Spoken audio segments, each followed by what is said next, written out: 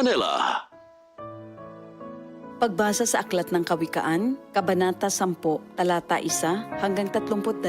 Ang mga kawikaan ni Solomon. Ang matalinong anak ay ligaya ng magulang, ngunit tinik sa dibdib ang anak na mangmang. Ang yamang buhat sa masama ay di papakinabangan, ngunit ang katuwiran ay maglalayo sa kamatayan. Ang matuwid ay binibigyan ni Yahweh ng kasiyahan, ngunit ang masamay kanyang ginugutom naman. Ang kamay na tamad ay tiyak na magdarahop, ngunit magbubunto ng yaman ang kamay na masinop. Ang nag-iimbak kong tagaraw ay nagpapakilala ng katalinuhan, ngunit ang natutulog kong anihan ay nag-iipon ng kahihiyan. Ang matuwid ay mag-aani ng pagpapalat kabutihan, ngunit ang bibig ng masama ay nagtatakip ng karahasan. Ang alaala ng matuwid mananatili kailanman, ngunit pangalan ng masamay tiyak na mapaparam. Magandang payo ay tinatanggap ng pusong may pangunawa, ngunit kapahamakan ang wakas ng mangmang na masalita. Ang namumuhay ng tapat ay pinaghaharian ng kapayapaan, ngunit ang may likong landas ay malalantad balang araw. Ang malilikot na mata ay lagi sa kaguluhan, at ang bibig na maluwang hahantong sa kapahamakan. Ang bibig ng matuwid ay bukal ng buhay, ngunit labi ng masama ay nagtatakip ng karahasan. Sa hari-saring kaguluhan ang bunga ng kapuotan, ngunit ang pag-ibig ay pumapawi sa lahat ng kasalanan. Sa labi ng may unawa matatagpuan ang karunungan, ngunit sa likod ng isang mangmang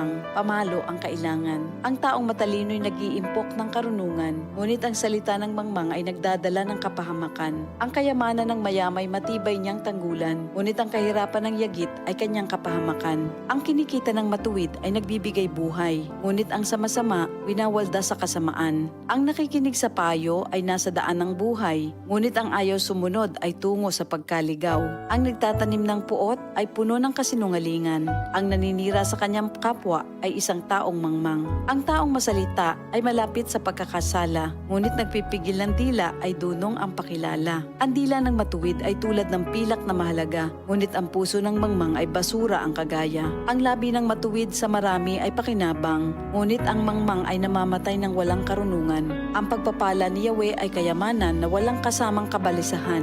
Ang paggawa ng kasalanan ay kasiyahan ng masama, ngunit ang mabuting asal, kasiyahan ng may unawa. Ang kinatatakutan ng masama ay magaganap sa kanya, ngunit ang hangarin ng matuwid ay matatamo niya. Tinatangay ng hangin ang taong masama, ngunit ang matuwid ay gusaling di magiba. Kung paanong ang usok ay nakakaluha, ang suka ay nakakangilo, gayon ang tamad na alipin sa kanilang mga amo. Ang paggalang at pagsunod kay Yahweh ay nagpapahaba ng buhay, ngunit ang mga araw ng masama ay hindi magtatagal. Ang pag-asa ng matuwid ay may magandang kahinatnan, ngunit ang pag-asa ng masama ang dulot ay kabiguan. Si Yahweh ay kanlungan ng mga taong matuwid, ngunit kaaway sila ng taong masama ang hilig. Ang matuwid ay mananatili sa kanyang dako, ngunit ang masama kung saan-saan matutungo. Ang salita ng matuwid ay nagpapakilala ng karunungan, ngunit ang dilang sinungaling ay puputuli naman.